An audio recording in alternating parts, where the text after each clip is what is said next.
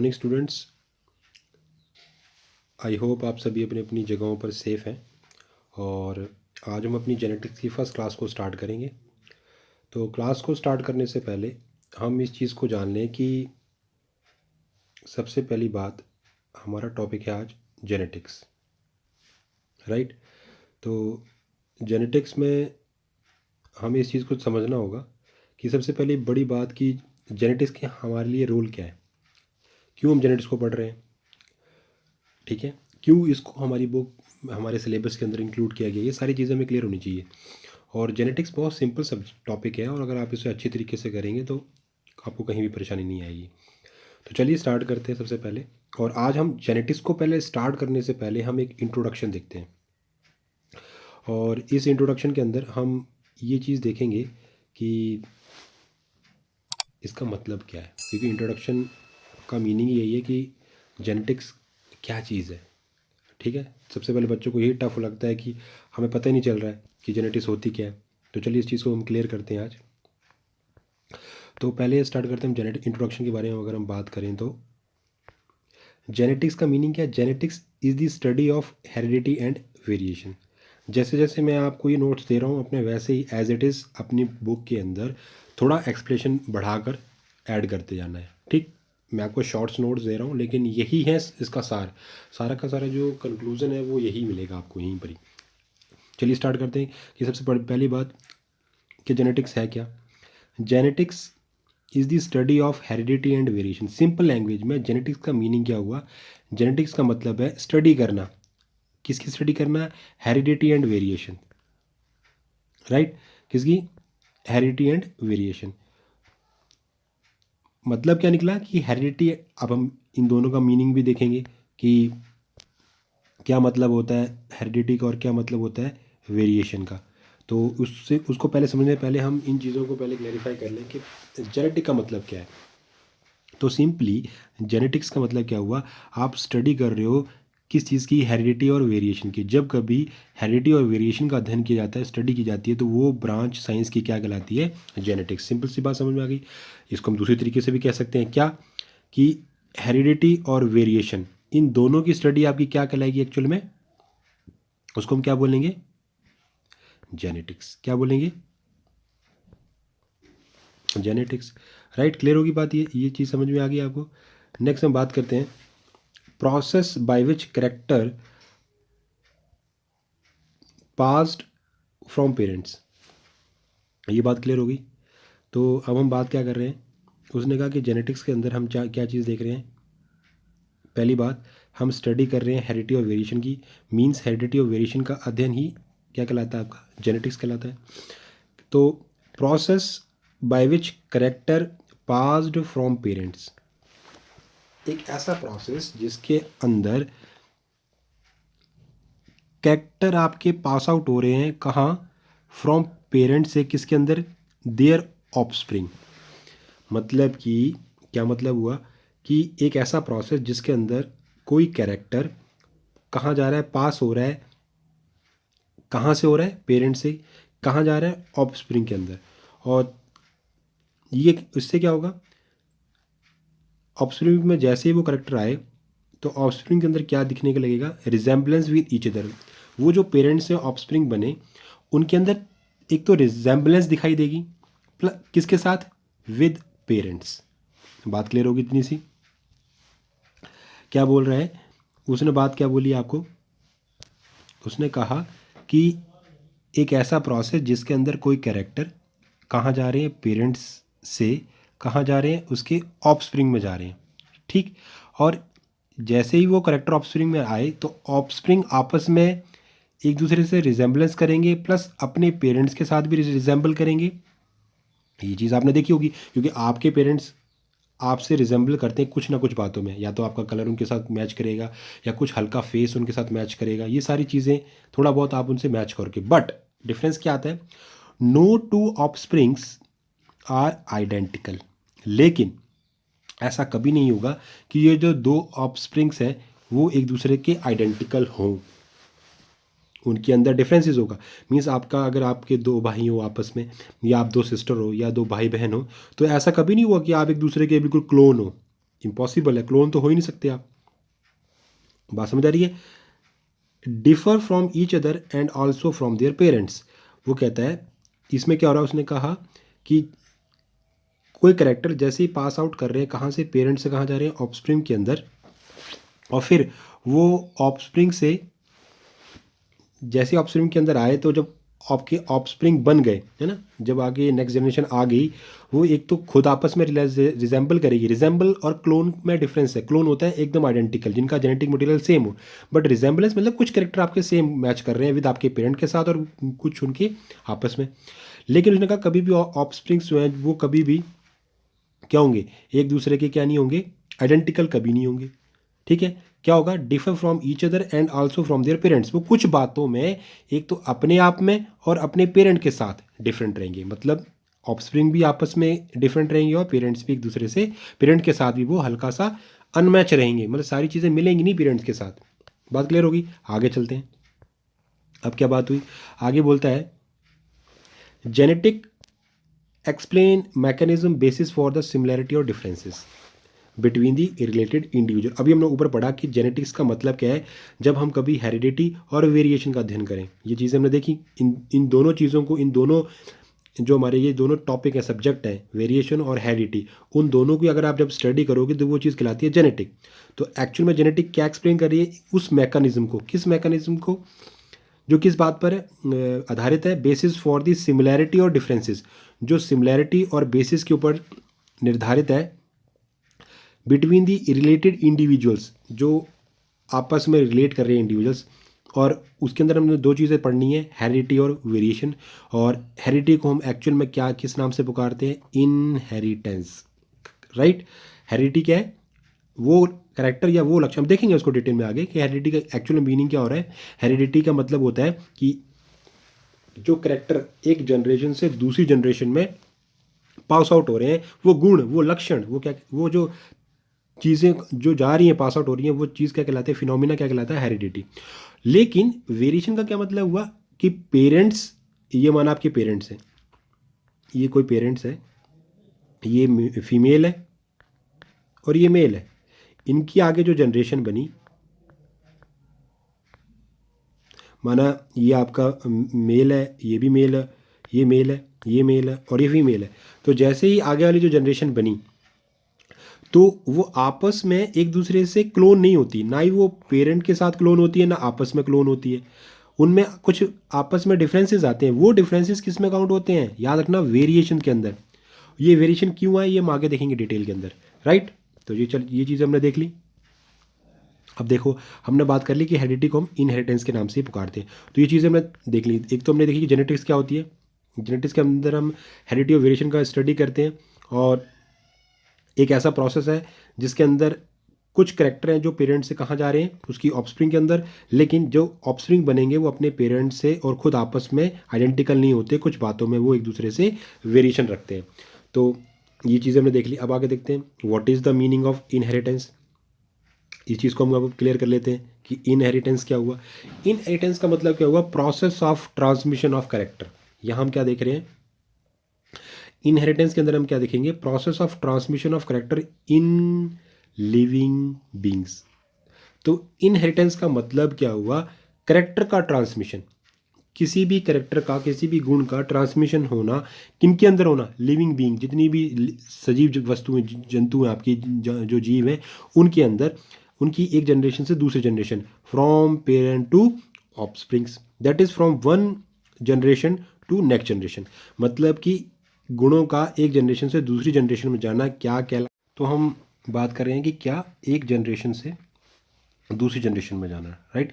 बात समझ आ रही है कि इनहेरिटेंस का क्या मीनिंग हुआ, कि from one generation to next generation. इतनी बात क्लियर होगी। तो ये तो हमने बात कर ली थी इनहेरिटेंस की। अब बात करते हैं हम गैमीट्स। क्या गैमीट, देखो एक एक टर्म को मैं जितनी चीज़ें आपको समझा रहा हूँ ना, ये आपके बेसिक्स क्लियर हो रहे हैं, तभी आपको आगे चल के जेनेटिक्स समझ में आने वाली है। इस इंट्रोडक्शन के अंदर हम सारा उसका बेसिक स्ट्रक्चर तैयार करेंगे जेनेटिक्स का, हर एक टर्म को क्लियर करेंगे कि जीन, जैसे आपको पता होगा chromosome, genes, nucleic fibre, genetic fibre, ये सारी बातें, क्रोमेटिड क्या होता है, डीएनए क्या है, ये सारी चीज़ें क्लियर करेंगे, तभी हमें आगे मेन चीज़ें समझ में आने वाली हैं। तो अब देख लेते हैं कि what is the meaning of genetics. तो जेनेटिक्स का क्या मतलब है? Connecting link between the two generation. अब उसने क्या बोला कि ये जो आपका गैमीट्स है वो एक्चुअल में क्या है, ये आपसे कई बार पूछा जाता है, ये एमसीक्यू में भी आता है कि गैमीट एक्चुअल में क्या है, कनेक्टिंग लिंक है किन के बीच में। अब आपको पता है टू जनरेशन के बीच में। सिंपल सी बात है, आप देख रहे हो कि यहाँ पर क्या हो रहा है कि जो गैमीट है, क्योंकि आपको पता है कि फर्स्ट जनरेशन को, जैसे अब आपके पास ये आपके पास जनरेशन फर्स्ट है और उससे कोई जनरेशन सेकंड बन रही है, तो जनरेशन फर्स्ट और सेकंड के बीच एक दूसरे को कनेक्ट कैसे कर रहा है, कौन कर रहा है? गैमीट ही तो कर रहे हैं। समझ आ रही बात? क्योंकि जनरेशन फर्स्ट गैमीट बनाएगी और गैमीट आगे चल के क्या बनाएगा, जनरेशन सेकंड। तो जनरेशन फर्स्ट और जनरेशन सेकंड यानी कि दो जनरेशन के बीच में एक दूसरे को जोड़ने का काम, लिंक कौन कर रहा है? गैमीट। क्लियर होगी बात? तो जेनेटिक कैसे बिहेव कर रहा है? हैज़ अ कनेक्टिंग लिंक किन के बीच में? दो जनरेशन के बीच में। बात समझ आ गई? अब बात करते हैं न्यूक्लियाई क्या होता है। Nuclei transfer the genetic material, ensure the continuity of genetic material और germ plasm between first and next generation. तो जो न्यूक्लियाई है वो क्या चीज़ को हमारे लिए क्या क्यों हेल्पफुल है? न्यूक्लियाई, न्यूक्लियाई का काम क्या है? किसी भी सेल के अंदर आपको पता है न्यूक्लियस होता है, और वो न्यूक्लियस क्या हेल्प कर रहा है हमारा? न्यूक्लियस हमारी किस बात में हेल्प कर रहा है कि जो न्यूक्लियाई आपका वो ट्रांसफ़र कर रहा है जेनेटिक मटेरियल को। किसी भी सेल की जो केंद्र का न्यूक्लियस, उसमें तो सारा जेनेटिक मटेरियल होता है, और उस जेनेटिक मटेरियल को वो क्या करता है, इंश्योर करता है किस बात के लिए? ट्रांसफ़र के लिए। कॉन्टिन्यूटी ऑफ जेनेटिक मटेरियल और जर्म प्लाज्म, आप उसे जर्म प्लाज्म भी कह सकते हो या उसे जेनेटिक मटेरियल भी कह सकते हो। उसे कहाँ किसके बीच में पास आउट करता है? फर्स्ट जनरेशन से सेकंड जनरेशन के बीच में। इतनी बात क्लियर होगी आपकी? चलिए आगे देखते हैं। अब हमारे पास नेक्स्ट मेन बात होगी। देखो हमने क्या क्या देखा अभी, हमने इससे पीछे हमने सारी चीज़ें क्या देख ली, जेनेटिक्स क्या होती है, हेरिडिटी और वेरिएशन के बारे में देखा, अभी हल्का देखा, ज़्यादा नहीं पता, लेकिन आगे आगे आके आपको हेरिडिटी और वेरिएशन को और ज़्यादा क्लियर हो जाएगा। उसके बाद हमने इनहेरिटेंस देखा कि चीज़ वो प्रोसेस जिसमें करेक्टर का ट्रांसमिशन हो रहा है। फिर हमने देखा गैमीट और न्यूक्लियाई। अब आगे हम नेक्स्ट टॉपिक को अगर हम आगे अपने देखते हैं, उसका नाम है वेरिएशन। वेरिएशन क्या होते हैं भाई? वेरिएशन को देख लेते हैं। कहता है वेरिएशन का मतलब क्या है? Difference between the individual. Variation है क्या एक्चुअल में? वेरिएशन का मतलब है डिफरेंसेस बिटवीन अब आपको पता है कि हर इंडिविजुअल के अंदर कुछ ना कुछ डिफरेंसेस हैं, चाहे वो एक ही पेरेंट्स के हों या डिफरेंट पेरेंट्स से हों, सब के अंदर हम सब इंडिविजुअल में कुछ ना कुछ डिफरेंस है एक दूसरे से, और वो डिफरेंस क्या कहलाते हैं? आपके वेरिएशन। क्या बोलते हैं आप उसको? वेरिएशन। तो वेरिएशन में क्या कहता है, वेरिएशन क्यों होते हैं? ड्यू टू दी, उसने कहा due to brother and sisters when who resembles each other are unique in certain features. वो कहता है वेरिएशन के वो कहता है variations due to brother and sisters who resembles each other are unique in certain features. Example, even identical और monozygotic twins have certain distinct features. तो उसने कहा कि जो वेरिएशन है, उस वेरिएशन की वजह से इंडिविजुअल के बीच में डिफरेंसेस आते हैं, और इस वेरिएशन की वजह से ही ऐसे ब्रदर और सिस्टर्स जो आपस में एक दूसरे से रिजेंबल कर रहे हैं, वो कुछ बातों में ही एक दूसरे के साथ क्या होते हैं? यूनिक होते हैं। Are unique in certain features. बात क्लियर आ रही है? छोटी सी बात है, कोई ज़्यादा डिफरेंस नहीं है। उसने कहा वेरिएशन की वजह से ही, उसने कहा जो आपका वेरिएशन है, उस वेरिएशन की वजह से क्या हो रहा है कि जो भी आपके इंडिविजुअल्स हैं, और आपको पता है कि आपकी ब्रदर और आपकी सिस्टर में डिफरेंस है, सिंपल सी बात है, और यही वेरिएशन, इसी वेरिएशन की वजह से ही, सॉरी, इस वेरिएशन की वजह से ही क्या हो रहा है? इस वेरिएशन की वजह से ही कोई भी ब्रदर सिस्टर जो आपस में थोड़ा बहुत रिजेंबल कर रहे हैं, उनके बीच में भी कुछ सर्टेन फीचर, कुछ कैरेक्टर आपस में अलग होते हैं, और वो अलग होने का जो कारण है वो कौन है? समझ आया? वेरिएशन है। क्लियर होगी बात? जैसे उसने कहा कि चाहे आप एक आइडेंटिकल और एक मोनोजाइगोटिक ट्विंस, ये वही होते हैं जो एक दूसरे के क्लोन हैं, अगर मोनोजाइगोटिक ट्विंस भी होंगे, वो भी कुछ करेक्टर्स में, कुछ फीचर्स में, गुणों में एक दूसरे से अलग होंगे, और वो अलग होने का जो फंडा है, जिस वजह से वो अलग हो रहे हैं, उसे हम क्या कहते हैं? वेरिएशन। क्या बोलते हैं? वेरिएशन। क्लियर होगी बात? तो क्या बोला उसने कहा कि वेरिएशन क्या चीज़ है एक्चुअल में। उसने कहा वेरिएशन में आपको क्या इंडिविजुअल के बीच में जो डिफरेंसेस आते हैं वो वेरिएशन की वजह से आते हैं। क्लियर? जैसे कि कोई ब्रदर और सिस्टर है, वो आपस में रिजेंबल भी कर रहे हैं, लेकिन कुछ बातों में वो एक दूसरे से अलग होंगे, और वो बातें जिन वजह से वो अलग हो रहे हैं उन्हें आप वेरिएशन कहते हैं। चाहे आप एग्जाम्पल ले लो, इवन दी आइडेंटिकल और मोनोजाइगोटिक ट्विन। कौन से मोनोजाइगोटिक ट्विंस कहते हैं? Twins develop from one zygote, मतलब ऐसे ट्विंस, ऐसे जुड़वा बच्चे जो एक ही जाइगोट से उत्पन्न हुए उन्हें कहते हैं मोनोजाइगोटिक ट्विंस। ठीक है? वो भी आपस में कैसे होंगे? डिस्टिंक्ट, आपस में अलग होंगे कुछ फीचर्स में, और वो जो उनका ये अलग होना कौन करवाता है? ये वेरिएशन करवाता है। बात क्लियर होगी? आगे देखते हैं। नेक्स्ट बात करते हैं कि जो हमारे वेरिएशन है, उस वेरिएशन को आप दो पार्ट में डिवाइड कर सकते हो। पहला आता है हेरिडिटी वेरिएशन, दूसरा आता है एनवायरमेंटल वेरिएशन। क्लियर होगी बात? तो पहला आ गया हेरिडिटी वेरिएशन, और दूसरा कौन आ गया? Environmental variation. तो ये किसके डिवाइडेशन है? ये आपकी वेरिएशन की डिवाइडेशन है। इतनी बात समझ आ गई? अब आगे देखते हैं। अब इनको देख लेते हैं दोनों को कि क्या मतलब होता है।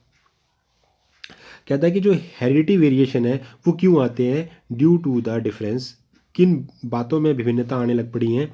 जेनेटिक और जेनिक एसोसिएशन, जेनेटिक और जेनिक इनहेरिटेड कैरेक्टर्स, मतलब जो भी कैरेक्टर आपके आगे जाने वाले हैं, मतलब जिन कैरेक्टरों को आप कहाँ कर रहे हो? Inherited character observed in the offspring of progeny on the same parent और डिफरेंट पेरेंट्स। तो हेरिडिटी वेरिएशन कैसे आ रहे हैं? Due to the differences of the genetic और genetic inherited character observed in the offspring और द सेम पेरेंट और different parents. और एनवायरमेंटल वेरिएशन कैसे होंगे? Arise due to the environment, that is food, temperature, moisture और other external factor. तो वो कहता है कुछ जो आपके वेरिएशंस आ रहे हैं वो कैसे आ रहे हैं, मतलब आपने वेरिएशन बनाने हैं। वेरिएशन क्या है? डिफरेंसेस, मतलब नेक्स्ट जनरेशन में जो अंतर आ रहा है, अपनी माता पिता से जो डिफरेंसेस आ रहे हैं उन्हें कहते हैं हम हेरिडिटी वेरिएशंस, सॉरी वेरिएशन कहते हैं। अब वो दो वजह से हो सकते हैं बच्चों के अंदर वो वेरिएशन, या तो वो हेरिडिटी वेरिएशन हो सकते हैं या एनवायरमेंटल की वजह से हो सकते हैं। जो हेरिडिटी वेरिएशन है वो क्यों आएंगे? Due to the difference of the genetic और genic associated with the inherited characters. या तो वो जेनेटिकली है ना, कि जो करेक्टर आपने आगे दिए हैं उनके अंदर ही वेरिएशंस है, और वो उनको कहाँ से मिलते हैं? या तो ऑब्जर्व्ड इन दी ऑफस्प्रिंग्स, हमें वो प्रोजनी में देखने को मिलते हैं, चाहे वो सेम पेरेंट्स के हों से मिले हों या डिफरेंट पेरेंट्स के हों। और एनवायरनमेंट मतलब कि उन्होंने फूड कैसे खाया, टेम्परेचर उस टाइम कैसा था, मॉइस्चर कैसा था, और भी अदर भी एक्सटर्नल फैक्टर्स यहाँ पर काउंट कर सकते हो आप। राइट? इतनी बात क्लियर होगी? चलिए आगे देखते हैं। अब बात करते हैं हम जेनेटिक्स को और इलेबोरेट करते हैं। कहते हैं कि जो जेनेटिक्स है इंट्रोड्यूस बाय बैटसन, उसे बैटसन ने सबसे पहले इंट्रोड्यूस किया था 1906 में। तो ये चीज़ें याद करने वाली हैं जो आपको एक नंबर में आ सकती हैं कि जेनेटिक्स को सबसे पहले इंट्रोड्यूस किसने की थी? बैटसन ने। क्लियर होगी? Next, genetics derived from the Greek word gen means to become और टू ग्रो इनटू। तो जेनेटिक्स के अंदर उसने कहा कि जो जेनेटिक्स आपका वर्ड है उसको सबसे पहले किसने किया था? बैटसन ने 1906 में इंट्रोड्यूस करवाया। उसके बाद ये जेनरिक जो वर्ड है ग्रीक वर्ड से लिया गया है, और जो कहाँ से लिया गया? जेन से, और जिसका मतलब एक्चुअल में क्या है? टू बिकम और टू ग्रो इनटू, मतलब बनना या होना या ग्रो करना। राइट? अब आगे देखते हैं तो क्या मतलब हुआ जेनेटिक्स का।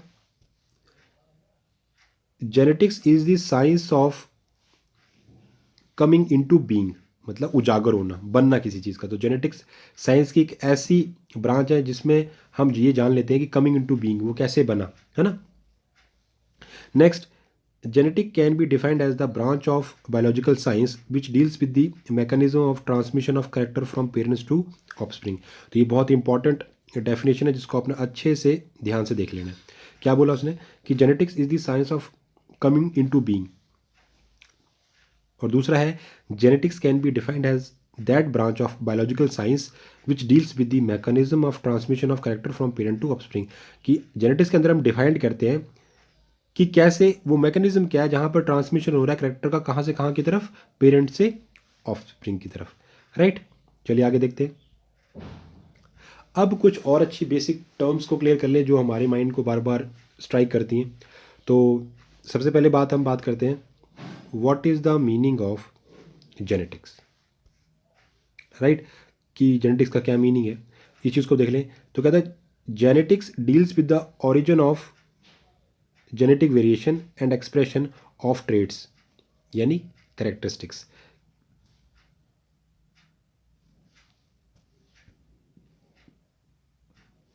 समझ आ गई बात, कोई दिक्कत नहीं आ रही?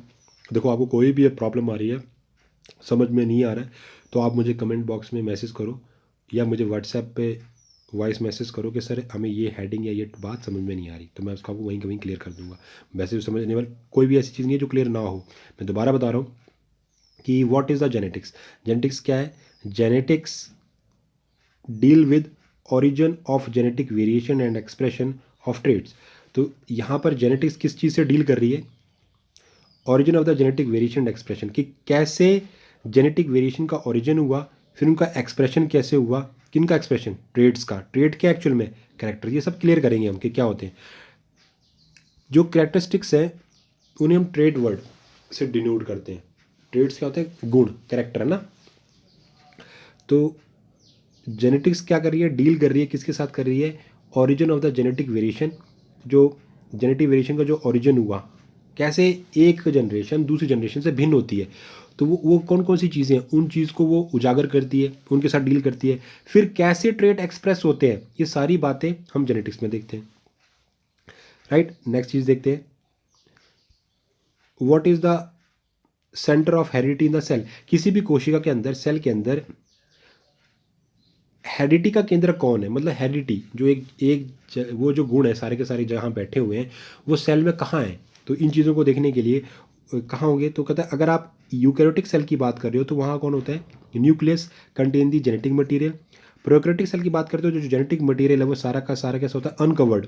उसके अंदर वेल डेवलप्ड केंद्र का झिल्ली नहीं होगी आपकी, है ना। तो वो अनकवर्ड होगा और इम्बेडेड होगा। इम्बेडेड मतलब डूबा हुआ होगा। कहाँ पर डूबा हुआ होगा? साइटोप्लाज्म के अंदर। और साइटोप्लाज्म का वो हिस्सा जहाँ पर आपको ये सारा का सारा जेनेटिक मटेरियल मिलेगा, उस रीजन को आप क्या बोलोगे? Nucleoid region. जैसे कि एग्जांपल आपका बैक्टीरिया, आपको पता है बैक्टीरिया यूकैरियोटिक सेल है। अब डिफरेंसेस तो आपको याद है, यूकैरियोटिक और प्रोकैरियोटिक सेल में क्या डिफरेंसेस होते हैं, ये चीज़ें तो आपको क्लियर होनी चाहिए। तो उसने कहा कि अगर हम सेल की सेंटर ऑफ हेरिडिटी को डिस्कवर करें कि हेरिडिटी कहाँ होती है सेल के अंदर, कहाँ है उसका मेन जगह, कहाँ पर है सेल के अंदर। तो अगर आप यूकैरियोटिक सेल की बात कर रहे हो तो यूकैरियोटिक सेल के अंदर जो न्यूक्लियस है उसमें आपको हेरिडिटी सेंटर मिलेगा और उसी के अंदर आपका सारा का सारा जेनेटिक मटेरियल होगा। और अगर आप प्रोकैरियोटिक सेल की बात कर रहे हो तो प्रोकैरियोटिक सेल का जो जेनेटिक मटेरियल है वो एक्चुअल में अनकवर्ड होता है। क्यों अनकवर्ड है? क्योंकि उसके पास न्यूक्लियर मेम्ब्रेन नहीं है और वो सारा का सारा साइटोप्लाज्म में फैला रहेगा। और जिस जगह पर आपको वो जेनेटिक मटेरियल मिले साइटोप्लाज्म के अंदर, उस रीजन को हम एक्चुअल में क्या बोलते हैं, क्या नाम देते हैं? Nucleoid reason. एक नंबर पूछा जाता है कि प्रोकैरियोटिक सेल में जिस रीजन में या जिस हिस्से में साइटोप्लाज्म के अंदर आपको क्या मिले, उसका जेनेटिक मटेरियल मिले, उसे क्या कहते हैं? Nucleoid region. और एग्जाम्पल है बैक्टीरिया। अगर हम वायरस की बात करें तो वायरस में क्या है? In virus genetic material lie in the viral head form the protein code. अब उसमें अगर आप बात कर रहे हो वायरस के अंदर, तो वायरस के अंदर जितना भी जेनेटिक मटेरियल है मैक्सिमम हमेशा यहाँ पर जो जेनेटिक मटेरियल मिलेगा वो आरएनए ही होता है। वैसे नॉर्मल जितनी भी आपकी प्रोकैरियोटिक या यूकैरियोटिक सेल्स हैं उन सब में आपको क्या मिलेगा? हमेशा डीएनए ही मिलता है जो जेनेटिक मटेरियल की फॉर्म में। लेकिन वायरस के केस में आपको आरएनए भी जेनेटिक मटेरियल मिल सकता है। और ये इस बात को याद रखना हमेशा, मैं आपको आगे और डिस्क्राइब कराऊंगा कि स्टार्टिंग जब इस अर्थ के ऊपर लाइफ आई ना, तो सबसे पहले आरएनए ही को एक्सेप्ट किया गया हैज़ ए जेनेटिक मटीरियल। मतलब सभी जितने भी जीव थे जो सिंपल फॉर्म में थे, आपको पता है हम बहुत कॉम्प्लेक्स बॉडी हमारा, हम तक पहुंचने में एवोल्यूशन को बहुत टाइम लगा है, राइट। तो स्टार्टिंग में जितने भी जीव थे उन सब के अंदर जो आरएनए ना has a genetic material use होता था। लेकिन जैसे जैसे एवोल्यूशन हुआ और एवोल्यूशन होता चला गया और अब तक आज प्रेजेंट टाइम के अंदर डीएनए ही एक स्टेबल जेनेटिक मटेरियल है, क्योंकि आरएनए के अंदर ना स्टेबिलिटी बहुत कम होती है, ये हीट को या और चीज़ों को ज़्यादा नहीं सह सकता। लेकिन जो डीएनए ना ये वेरी स्टेबल, बहुत ज़्यादा स्टेबल होता है। समझ आ रही बात? तो इस चीज़ को याद रखना कि जब इस धरती पर चीज़ों का एवोल्यूशन हुआ, चीज़ें बनना शुरू हुई, जीव आए, उस टाइम स्टार्टिंग में जितने भी माइक्रो ऑर्गेनिज्म थे उनके अंदर हमेशा जेनेटिक मटेरियल के लिए कौन हेल्प मतलब कौन काम करता था as a genetic material? RNA. लेकिन अब जाके क्या हो गया है? DNA, right. लेकिन वायरस में अभी भी आरएनए ही है, इस चीज़ को याद रखना। तो आगे हम बात करते हैं what is the meaning of genetic material. तो जेनेटिक मटेरियल का क्या मतलब होता है? इन यूकैरियोटिक और prokaryotic cell DNA is a genetic material. हमेशा जेनेटिक मटेरियल में उसने कहा कि चाहे वो यूकैरियोटिक सेल है या आपकी प्रोकैरियोटिक सेल है, हमेशा डीएनए ही बिहेव करता है as a genetic material. Heredity यानी कि information stored in specific sequence of nucleosides. तो जितनी भी आपकी इंफॉर्मेशन है ना, तो कहता है जो हेरिडिटी है, जो इन्फॉर्मेशन मतलब एक जनरेशन में, जैसे आपको पता है कि ह्यूमन का बच्चा वो ह्यूमन की तरह ही दिखेगा, या किसी डियर का है तो वो डियर जैसा। तो ये सारी इन्फॉर्मेशन है ना जो एक जनरेशन दूसरे को दे रही है, गैमीट के थ्रू पास आउट हो रही है, तभी तो उसकी जैसा सेम एनिमल बन पा रहा है। तो जो हेरिडिटी है, जो इन्फॉर्मेशन है वो स्टोर्ड है। अब किस फॉर्म में स्टोर है? वो एक स्पेसिफिक सीक्वेंस के अंदर, एक सीक्वेंस है, और वो उन सीक्वेंस को हम क्या कहते हैं?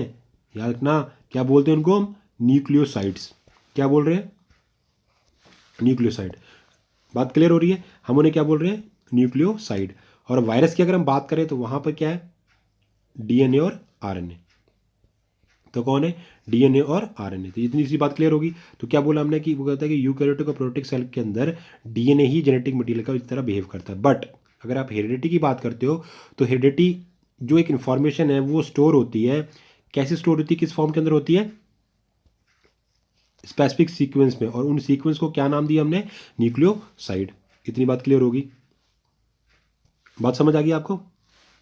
अब आगे देखते हैं how DNA organised has a genetic material. तो अब हम पता लगाते हैं कि डीएनए कैसे जेनेटिक मटेरियल के रूप में काम करता है, या क्यों उसको हम जेनेटिक मटेरियल के लिए रिस्पॉन्सिबल मानते हैं। तो ये चीज़ों को हम देख लें एक बार अच्छे से। तो वो कहता है कि डीएनए, यानी डीएनए की फुल फॉर्म क्या होती है? Deoxy ribonucleic acid. और एक्चुअल में कैसा है? डबल स्टैंडर्ड हेलिक्स है। मतलब कि जो आपका डीएनए है वो कैसा है? Double standard helix. हेलिक्स का मतलब क्या होता है पता है ना आपको? इस तरीके से। और ये डबल हेलिक्स क्यों बोल रहा है? मतलब कि जो आपका, मैं आपको ठीक से बना देता हूँ, डबल को ना इसमें दो स्ट्रैंड आएंगे इस तरीके से। तो एक बैंड तो आपका ये वाला हो गया और एक बैंड ये हो गया, तो ये डबल हेलिक्स है। इतनी बात समझ आ गई आपको? तो डीएनए क्या है? डबल स्टैंडर्ड हेलिक्स है। और ये कैसे formed? Anti parallel spirally twisted polynucleotide strand. इन चीज़ों को समझना बहुत इंपॉर्टेंट है, तभी आपको आगे की चीज़ें आएंगी। मुझे पता है आपको ये नॉर्मल चीज़ें चल रही हैं, जिन्होंने ये अच्छी तरीके से याद कर रखा है उन्हें तो कोई दिक्कत नहीं है। लेकिन जिनको अभी भी क्लियर नहीं है अपनी जेनेटिक्स के टर्म्स, तो उनको यहाँ अच्छे से देख लें। तो क्या बोला कि डीएनए एक्चुअली में क्या आपका डीएनए जो है एक डबल स्टैंडर्ड हेलिक्स है, जो बनता कैसे है? Anti parallel spirally twisted. Anti parallel क्यों बोल रहा है? इस चीज़ को याद रखना। हमारे पास एक्चुअल में क्या डीएनए के अंदर ना दो बैंड होते हैं इस तरीके से। दो बैंड है आपके, एक होता है 5' से 3' की तरफ, और एक होता है 3' से 5' की तरफ। क्लियर होगी? अब ये देख रहे हो आप, ये क्या होते हैं 5' 3', ये सब मैं आपको समझाऊंगा आगे। लेकिन अभी आप जितना ये जो आपकी जो लाइन बोल रही है उसको समझने के लिए आप समझ लें। इसने कहा एंटी पैरेलल। तो एंटी पैरेलल क्यों बोल रहा है? क्योंकि आप देख रहे हो यहाँ लिखा 5', ये जो डैश लगा है इसको बोलते हैं प्राइम। 5', नीचे लिखा है 3'। तो जो एंटी है ना, यहाँ 5' है, यहाँ 3' है, और दूसरे वाले बैंड के अंदर यहाँ 3' है तो यहाँ 5' है। क्लियर हो रहा है? तो ये आपस में दोनों स्टैंड, ये ऊपर वाला स्टैंड और नीचे वाला एक दूसरे के एंटी है। मतलब ऐसा नहीं है कि ऊपर भी 5 से स्टार्ट हो रहा और नीचे वाला बैंड, दूसरा बैंड भी 5 से स्टार्ट हो रहा। ऐसा तो है नहीं, यहाँ पे बिल्कुल नहीं है। क्लियर हो रही बात? तो इसलिए हम इसे एंटी पैरेलल और स्पाइरली, स्पाइरली क्यों बोल रहे हैं? और ट्विस्टेड स्पाइरल क्यों बोला? क्योंकि आपको पता है कि वो इस तरीके से घूम रहा है, वो ऐसे हो रहा है ना? तो ये स्पाइरल फॉर्म में घूम रहा है। तो और वो एक्चुअल में है क्या? Polynucleotide sequence. तो आपको पता है जो डीएनए होते हैं वो क्या होते हैं, न्यूक्लियोटाइड होते हैं आपस में। वो हम देखेंगे आगे कि उसमें आपको शुगर और एक बेस मिलेगा और फॉस्फोरस, वो आपस में मतलब एक माला है, माला में मोती लगे हुए हैं, जैसे ये मोती लगे होते हैं इस तरीके से। तो ये एक लंबी सी माला है, दो मतलब दो धागों की माला है इस तरीके से,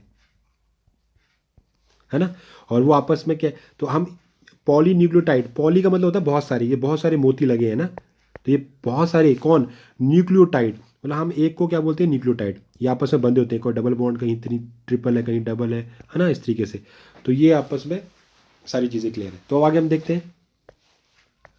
तो डीएनए एक्चुअल में क्या, डबल स्ट्रैंड हेलिक्स है formed by the anti spirally twisted polynucleotide strands. इतनी बात क्लियर होगी। तो अब उसने क्या बोला, मैक्रोमोलिकुलर और पॉलीमर। तो thousand of the nucleotides arrange in a specific sequence. DNA is organised into functional unit called as genes. In virus DNA single और डबल स्ट्रैंड। अगर आप वायरस और प्रोकैरियोट के अंदर देखें तो जो डीएनए वो नेक्ड होगा, but in eukaryote DNA are associated with the basic protein histone. तो ये डिफरेंसेस होते हैं, कुछ बातें ध्यान देने वाली यहाँ पे बातें क्या हैं। पहली बात तो एक्चुअल में आपका डीएनए क्या है, जो डीएनए है वो एक्चुअल में एक पॉलीन्यूक्लियोटाइड स्ट्रैंड है, मतलब उसमें बहुत सारे न्यूक्लियोटाइड आपस में जुड़े हुए हैं, जैसे एक माला के अंदर मोती जुड़े हुए होते हैं ना। तो वो न्यूक्लियोटाइड की चेन है, उस न्यूक्लियोटाइड की चेन, बहुत सारे न्यूक्लियोटाइड जुड़े होने की वजह से हम उसे डीएनए नाम दे रहे हैं उस स्ट्रैंड को। तो एक बहुत बड़ा मालिक्यूल है, ये मैक्रो मालिक्यूल है प्लस पॉलीमर है। तो उसमें कहता है थाउजेंड ऑफ जो आपके न्यूक्लियोटाइड्स हैं वो आपस में अरेंज हैं एक पर्टिकुलर सीक्वेंस के अंदर। DNA is organised into functional unit. और डीएनए के अंदर जो फंक्शनल हिस्सा है, जो डीएनए के अंदर एक ऑर्गेनाइज्ड फंक्शनल यूनिट है, उस यूनिट को हमने क्या नाम दिया है, उस यूनिट को हम एक्चुअल में क्या नाम दे रहे हैं, उसका नाम है जीन्स। क्या नाम है उसका, जीन्स। अगर आप वायरस और प्रोटीन प्रोकैरियोटिक सेल की बात कर रहे हो तो उनके अंदर जो डीएनए है वो नेक्ड होगा एक तो पहली बात, और सिंगल होगा या डबल स्टैंड भी हो सकता है। किसी किसी में एग्जांपल है जहाँ पर आपको डबल स्टैंड भी मिल सकता है, मैक्सिमम में तो सिंगल ही रहता है, लेकिन कहीं कहीं डबल स्टैंडर्ड आपको भी मिल सकता है। क्लियर होगी बात। और दूसरी बात, लेकिन अगर आप यूकैरियोटिक की बात करें, वहाँ जो आपको डीएनए मिलेगा वो हमेशा ही जुड़ा हुआ होगा, चिपका हुआ होगा, किसके साथ होगा, जो आपकी ये हिस्टोन प्रोटीन है, बेसिक प्रोटीन होती है हिस्टोन, ये आप याद रखना हमेशा। तो इतनी बातें हमने क्लियर कर ली। क्या किया कि हमने कहा कि जो डीएनए है वो ऑर्गेनाइज्ड होता है और उसके अंदर एक फंक्शनल यूनिट होती है जो काम करेंगी, उन्हें कहते हैं जीन्स, राइट। और लेकिन प्रोकैरियोटिक या वायरस और यूकैरियोटिक का थोड़ा अलग फंडा है कि वहाँ पर जो डीएनए आपका जो जेनेटिक मटेरियल है वो एसोसिएट होता है, जुड़ा हुआ होता है, चिपका हुआ होता है किसके साथ, हिस्टोन प्रोटीन के अंदर।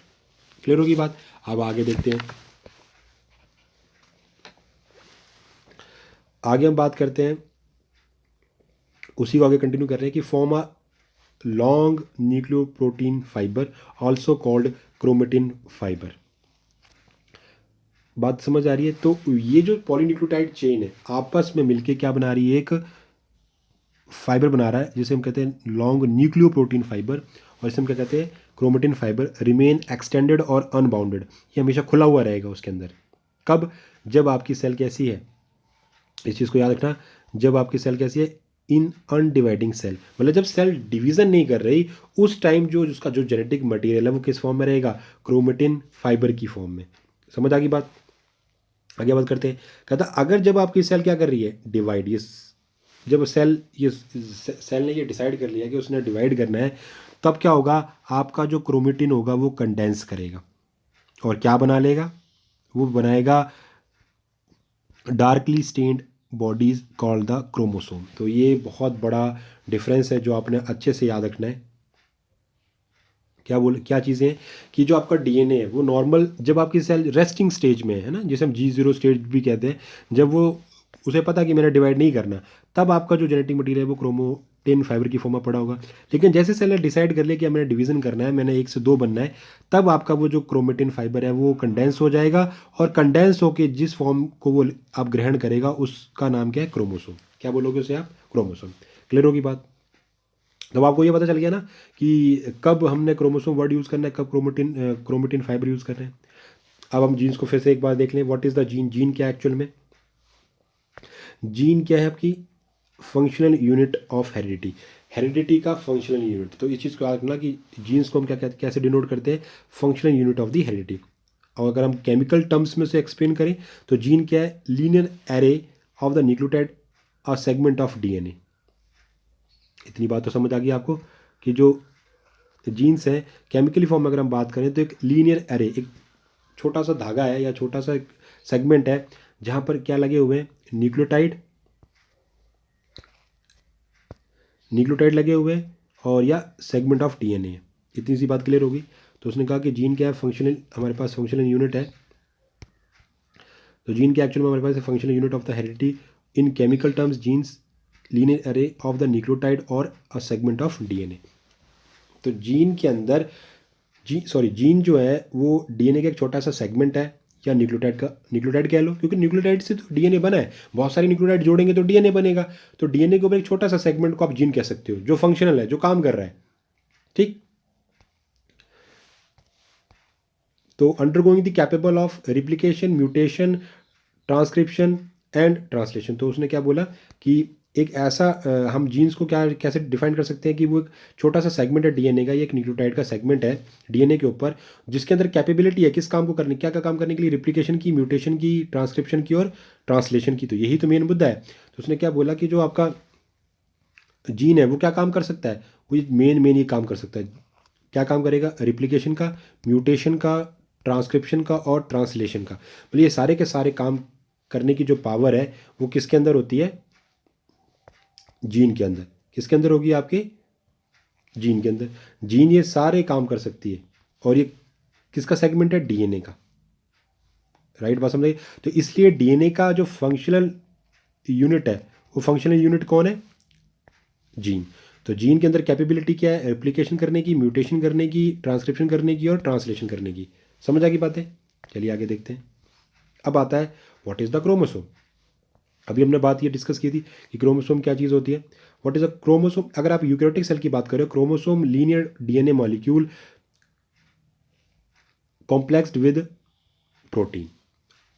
दोनों सेल्स का देखो, आपको यूकैरियोटिक और प्रोकैरियोटिक सेल का डिफरेंस तो पता ही होगा और होना भी चाहिए कि यूकैरियोटिक और प्रोकैरियोटिक सेल में क्या डिफरेंस होता है। कि प्रोकैरियोटिक सेल के अंदर हमेशा क्या होगा, जो आपका जो जेनेटिक मटेरियल है वो पर्टिकुलर एरिया के अंदर एक न्यूक्लियस के अंदर इम्बेडेड होगा, है ना। उस वहाँ पर न्यूक्लियर एनवेलप अच्छी सी बनी होगी। तो यहाँ पर जो क्रोमोसोम है वो एक लीनियर डीएनए मॉलिक्यूल है और उसके अंदर प्रोटीन्स लगी हुई हैं।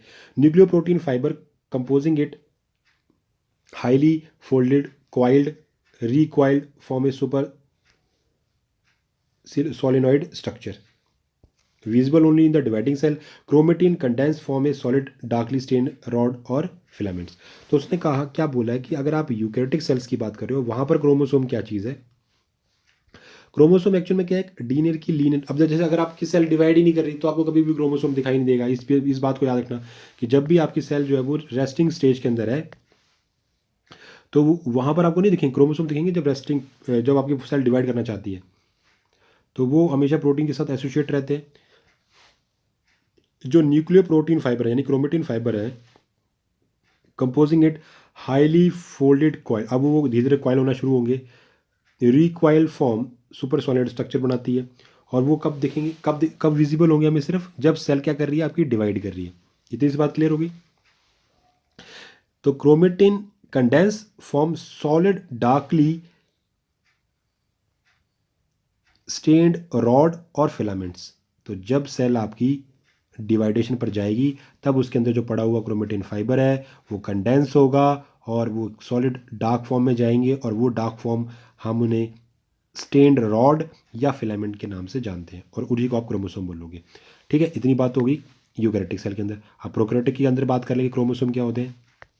वो कहता है प्रोकैरियोटिक, जैसे एग्जांपल हमने बैक्टीरिया लिया हुआ है, chromosome a long circular double helical DNA molecule. तो यहाँ पर क्या है, उसने कहा कि ये लॉन्ग सर्कुलर हो सकते हैं, है ना। वायरस की अगर हम बात करें तो लीनियर और सर्कुलर डीएनए और आरएनए। तो अगर प्रोकैरियोटिक सेल है तो वो वहाँ पर सर्कुलर होगा, मतलब नॉर्मल सेल में तो वो एक नॉर्मल सा फिलामेंट है, लेकिन अगर आप प्रोकैरियोटिक सेल में जाओगे तो वहाँ सर्कुलर फॉर्म में रहेगा वो, इस फॉर्म में डबल हेलिकल डीएनए मॉलिक्यूल और डबल होगा, डबल स्ट्रैंड। लेकिन वायरस के अंदर जाओगे तो वहाँ आपको लीनियर फॉर्म में ही मिल सकता है और सर्कुलर फॉर्म में मिल सकता है है ना। और वो चाहे वो डबल स्टैंड हो ये भी दोनों हो सकता है, मतलब दोनों कंडीशंस रहेंगी वायरस के अंदर। मतलब आपको वहाँ पर वो ऐसे भी फॉर्म में मिल सकता है या सर्कुलर फॉर्म में मिल सकता है, और डबल स्टैंड में भी मिल सकता है या सिंगल स्टैंड में भी होगा। तो इन चीज़ों को आप याद रखें। क्लियर होगी बात। अब आगे देखते हैं, बहुत इंपॉर्टेंट चीज़ें आगे वाली। अब पहले बात करते हैं फादर, ये याद करने वाली बात है, फादर ऑफ ह्यूमन जेनेटिक्स। ये बिल्कुल इंपॉर्टेंट है क्योंकि एक एक नंबर में आपसे पूछे जाएंगे। Father of human genetics, father of genetics, father of modern genetics, फिर फादर ऑफ एक्सपेरिमेंटल जेनेटिक्स। तो ये चीज़ें आपको याद रखनी। पहला है कि फादर ऑफ ह्यूमन जेनेटिक्स कौन थे, रैकीबोल्ट गैरॉड। और फादर ऑफ जेनेटिक्स कौन है, ग्रेगर जॉन मेंडल। और फादर ऑफ मॉडर्न जेनेटिक्स कौन है, डब्ल्यू बेटसन। और फादर ऑफ एक्सपेरिमेंटल जेनेटिक्स कौन है, मॉर्गन। तो इन चीज़ों को याद रखें कि एक्सपेरिमेंटल जेनेटिक्स के फादर कौन थे, मॉर्गन। और फादर ऑफ मॉडर्न जेनेटिक्स के कौन थे, डब्ल्यू बेटसन। और फादर ऑफ जेनेटिक्स कौन है, ग्रेगर जॉन मेंडल। और फादर ऑफ ह्यूमन जेनेटिक्स कौन है, रैकी बोल्ट गुनार्ड। तो ये चीज़ें आपको याद रखने वाली बात है, इन चीज़ों को आप याद रखें। अब आगे बात करते हैं वेरिएशन। वेरिएशन का थोड़ा सा उन्होंने और डिफाइन किया हुआ कि वेरिएशन दो तरीके से हो सकते हैं। एक है आपका सोमैटिक जो नॉन हेरिटेबल है, एक है जर्मिनल या ब्लास्टोजेनिक वेरिएशन, जिसको आगे फर्दर आपने दो पार्ट में डिवाइड किया है, कंटिन्यूस और डिसकंटिन्यूस। तो वेरिएशन को वो जैसे हमने पीछे भी अपने अभी हम बात की थी हमने वेरिएशन के बारे में, वहाँ पर हमने वेरिएशन को दो पार्ट में डिवाइड किया था, एक तो हेरिडिटी वेरिएशन और दूसरा था अनवायरमेंटल वेरिएशन। तो चीज़ को याद रखें आप। यहाँ भी वेरिएशन को फिर से एक बार दोबारा से डिवाइड किया है। पहला है सोमैटिक वेरिएशन। सोमैटिक, अब आपको पता है हमारी बॉडी के अंदर सिर्फ दो टाइप की सेल्स होती हैं। इन चीज़ों को आप याद रखें, बार बार बताने वाली बातें नहीं होती हैं कि हमारी बॉडी के अंदर दो टाइप की सेल्स होंगी। दो टाइप की सेल्स क्या होती हैं, एक कौन कौन सी होती है आपको पता है ना। एक सेल कौन सी होती है, फर्स्ट सेल कौन सी होती है, सोमैटिक। और दूसरी कौन सी होती है, जर्म सेल्स। राइट, ये दो टाइप की, फर्स्ट और सेकंड, ये दो सेल की टाइप की। अगर सोमैटिक सेल में कोई भी चेंज आएगा तो वो कभी भी आपको पता है नेक्स्ट जनरेशन में नहीं जा सकता। लेकिन जर्म सेल के अंदर अगर कुछ भी चेंज आएगा तो आपकी जो नेक्स्ट जनरेशन बनने वाली है उनमें इफेक्ट पड़ेगा। इस चीज़ को आप याद रखें। तो वेरिएशन है सोमैटिक वेरिएशन, तो इसलिए इसके नीचे लिखा हुआ है नॉन हेरिटेबल।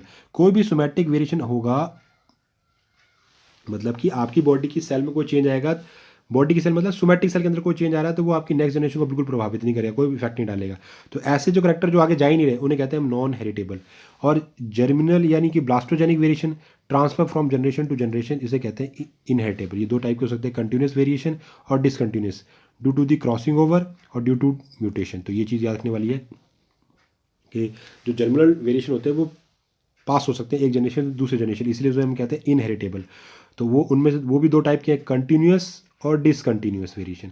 कंटिन्यूस कौन से हैं, जो किसके थ्रू हो रहे हैं, क्रॉसिंग ओवर के थ्रू। और म्यूटेशन किसके जो वाले हैं वो डिसकंटिन्यूस कहलाते हैं। क्लियर होगी बात, आगे चलते हैं। अब कुछ टर्म्स हैं उनको हम अच्छे से क्लियर कर लें। पहली आती है factors. What is the meaning of factor. Factor क्या चीज़ होता है, फैक्टर्स क्या होते हैं, फैक्टर का मतलब क्या हुआ,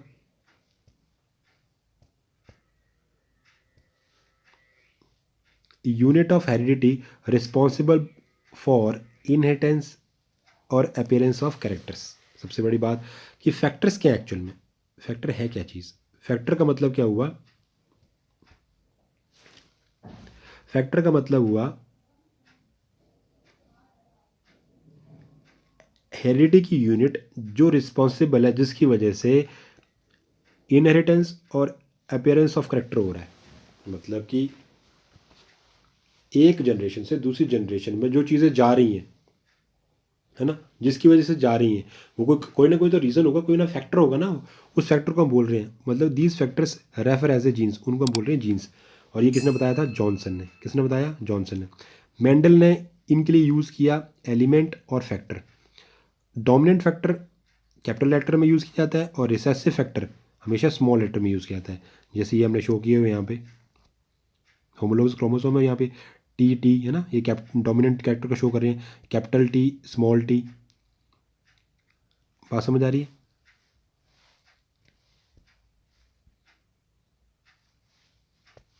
तो आप देख रहे हो यहाँ पे ये डोमिनेंट है, ये भी डोमिनेंट है, ये डोमिनेंट है, ये रिसेसिव है ना, ये जो है वो आपका रिसेसिव है, ये भी रिसेसिव है, जो स्मॉल लेटर वाले हैं वो रिसेसिव है। तो फैक्टर्स क्या चीज़ है एक्चुअल में, यूनिट ऑफ हेरिडिटी जो आगे जा रहे हैं और अपने करेक्टर को शो कर रहे हैं नेक्स्ट जनरेशन के अंदर, और these factors referred as a genes. ये किसने बताया था, जॉनसन ने। इस चीज़ को याद रखना, मेंडल ने, हम जीन्स तो हमने नाम दिया है ना इन फैक्टर्स को, मतलब क्या चीज़ आगे जा रही है एक जनरेशन दूसरी, मतलब वो करवा कौन रहा है, जीन्स करवा रहे हैं सारे काम।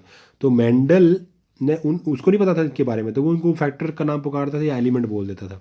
तो जो डोमिनेंट फैक्टर होते हैं उन्हें हम हमेशा कैपिटल लेटर से शो करते हैं, और जो रिसेसिव फैक्टर्स होते हैं उन्हें हम स्मॉल लेटर से शो करते हैं। आगे बात करते हैं एलील की। एलील क्या चीज़ होती है, सबसे पहले से दिया किसने था, बेटसन ने। ये alternative form of genes, gene की अल्टरनेटिव फॉर्म्स होती हैं, लोकेटेड होती हैं, कहाँ होती हैं, सेम पोजीशन, और पोजीशन को कहते हैं लोकाई। कहाँ पर, ऑन दी होमोलोगस क्रोमोसोम। जैसे मेरे पास होमोलोगस क्रोमोसोम है और उसके ऊपर दोनों साइड एक ही पोजीशन पर आपको क्या मिले, तो एलील मिले, राइट। तो ये अल्टरनेटिव फॉर्म ऑफ जीन्स होते हैं, और इनको हम क्या किस नाम से पुकारते हैं, एलील।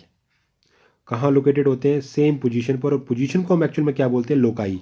और कहाँ पर होते हैं ये, होमोलोगस में ना, एक जैसे, जिनकी एक जैसे क्रोमोसोम है। जैसे मैं आपको बना के दिखाता हूँ, जैसे होमोलोगस क्रोमोसोम का मतलब क्या होता है, इस तरीके से देख रहे हो ना आप, एक ही साइज़ के, और इस जगह पर दोनों जगह, ये आपके हो गए आपके एलील। क्लियर होगी बात। अब होमोजाइगस कंडीशन क्या है, zygote form by the fusion of to gametes. ये तो इतने तो आपको पता ही है कि जाइगोट कैसे बनता है, fusion of the two gametes having identical factors. Zygote, homozygote, from this zygote organism developed called the homozygous. अब उसने क्या बोला कि जो होमोजाइगस कंडीशन है, जब कभी जाइगोट बने formed by the fusion of two gamete. अब आपको पता है टू गैमीट की फ्यूजन से ही जाइगोट की फॉर्मेशन होती है, और हैविंग दी आइडेंटिकल फैक्टर्स, उनके अंदर हमेशा एक जैसे करेक्टर को, तभी तो वो जाइगोट को बनाएंगे। तो ऐसे जाइगोट जो ऐसे गैमीट से बना है जिनके पास आइडेंटिकल फैक्टर्स हैं, तो ऐसे जाइगोट को हम क्या बोलेंगे, होमोजाइगोट। ठीक। और इसकी वजह से ऐसे जाइगोट से जो ऑर्गेनिज्म बनेगा आगे जाके, कल को जो डेवलप होगा, उसे कहेंगे हम होमोजाइगस। क्लियर होगी बात। तो होमोजाइगस क्या है, ऑर्गेनिज्म डेवलप्ड कॉल्ड होमोजाइगस। तो मतलब ऐसे होमोजाइगोट से जब होमो कंडीशन वाला जो ऑर्गेनिज्म बनेगा, जो ये कैरेक्टर लेके बनेगा, जैसे टी, आर या टी, तो ये चीज़ क्या कहलाएगी, होमोजाइगस कंडीशन। इतनी बात क्लियर होगी। आगे चलते हैं, अब बात करते हैं हेटेरोजाइगस कंडीशन की। तो हेटेरोजाइगस कंडीशन को क्या बोल रहा है वो, हेटेरोजाइगस कंडीशन क्या होती है, heterozygous condition coined by Bateson. ये भी बेटसन ने दी थी ये टर्म। इसमें क्या हो रहा है, जाइगोट बन रहा है, कैसे बन रहा है, fusion of the to different type of gamete. यहाँ पर जो गैमीट है वो डिफरेंट टाइप के हैं, कैरिंग द डिफरेंट फैक्टर्स। उनके पास क्या है, जो फैक्टर हैं वो कैसे हैं, डिफरेंट है। तो जो आपका जाइगोट है वो कैसे बना, fusion of the to different gametes. Gamete different क्यों, क्योंकि उनके पास जो फैक्टर्स हैं वो डिफरेंट है। तो इससे जो इस टाइप के जाइगोट को जो इस तरीके से फ्यूजन से बना है, डिफरेंट टाइप के गैमीट से बना है, उसे कहेंगे हम हेटेरोजाइगोट। जैसे ये दिया हो ना, ये capital T small T, capital R small R, और इसके थ्रू जो इंडिविजुअल बनेगा वो क्या कहलाएगा, हेटेरोजाइगस। सिंपल सी बात। अब बात करते हैं हेमीजाइगस कंडीशन क्या होती है। Individual contain only one gene of a pair. Hemizygous का मतलब जब किसी इंडिविजुअल के अंदर आपको जीन का एक ही पेयर मिले। Male individual always hemizygous for the sex linked gene. अब आपको पता है कि जब एक्स कंडीशन हो तो वो क्या कहलाती है, फीमेल। एक्स वाई हो तो वो क्या कहलाता है, फीमेल। तो आपको पता है कि यहाँ पर हेमीजाइगस कंडीशन क्यों है मेल की केस में, क्योंकि ऑलवेज जो हमारे पास मेल की कंडीशन में जो वाई है वो सिंगल है ना। तो ये कैसी कंडीशन होगी, हेमीजाइगस। दोनों, ये भी एक्स भी सिंगल है, वाई भी सिंगल है ना। अब बात करते हैं हम फिनोटाइप क्या कंडीशन होती है। फिनोटाइप और जीनोटाइप दोनों मिलते जुलते ही हैं, मतलब दोनों को याद रखना बहुत सिंपल सा है। फिनोटाइप का मीनिंग क्या होता है, एक्सटर्नल और मॉर्फोलॉजिकल अपीयरेंस ऑफ ऑर्गेनिज्म, किसी भी ऑर्गेनिज्म को आप बाहर से जो उसका रूप रंग है, डिज़ाइन है ना, एक्सटर्नल मतलब बाहरी रूप से, मॉर्फोलॉजिकल मतलब उसका संरचनात्मक रूप से, तो वो सारे के सारे कैरेक्टर किस में काउंट होते हैं, आपके फिनोटाइप में। और जीनोटाइप को क्या किसने दिया था, जॉनसन ने दिया था सबसे पहले, दोनों टर्म्स को, मतलब फिनोटाइप और जीनोटाइप की जो टर्म्स हैं वो जॉनसन ने दी थी। और इसमें क्या था, जेनेटिक कंस्टिट्यूशन और genetic makeup of the organism for a particular character. तो जो जीनोटाइप है वो एक्चुअल में क्या कहलाता है कि उसका जेनेटिक मेकअप कैसा है ना, अंदर से वो कैसा है, जो उसके जीन्स है वो किस टाइप के हैं, उस जेनेटिक जो मेकअप है उसका, या जो उसका जेनेटिक कॉन्स्टिट्यूशन है किसी भी ऑर्गेनिज्म का किसी भी पर्टिकुलर कैरेक्टर के लिए, तो वो कहलाता है जीनोटाइप। फिनोटाइप को तो आप बाहर से देख सकते बता सकते हो कि इसका जीनोटाइप क्या हो सकता है, कि वो लंबा है, बोना है, खुरदरा है ना, ये सारे कैरेक्टर होते हैं फिनोटाइप के। लेकिन जीनोटाइप को हम फिजिकली बाहर से देख के नहीं बता सकते। क्लियर होगी बात, आगे देखते हैं। What is the meaning of phenocopy. Phenocopy क्या होती है, different genotype placed different condition, different environment condition और प्रोड्यूस सेम फिनोटाइप।